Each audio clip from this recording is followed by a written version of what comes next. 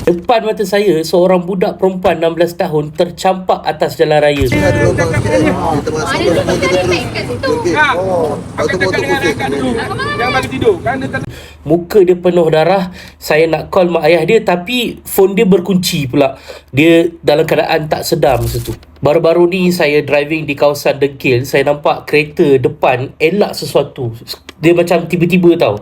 Sekali bila dia ke tepi, saya nampak ada budak tu terbaring posisi katak. Dengan motor dia tercampak ke tepi. Kepala dia tertumus ke atas jalan raya. Darah keluar dari telinga. Kepala dia tertumus. Saya pun turun daripada kereta. Saya cuba tengok. Rupanya perempuan. Saya ingatkan lelaki. Dia macam susah nak bernafas. Rupanya sebab topik keledar dia tu terlalu ketat. Tali dia. Jadi saya cuba buka perlahan-lahan tanpa menggerakkan kepala dia. Bila buka je helmet, saya nampak ada darah keluar daripada telinga dia. Tembus tudung dia tu. Jadi tudung dia penuh darah dekat telinga. Masa tu dia tengah berjuang macam nak bernafas, tak boleh tau. Jadi kami pun nak cuba call emergency contact, tapi phone dia tak ada info tu langsung. Kosong. Dekat sini.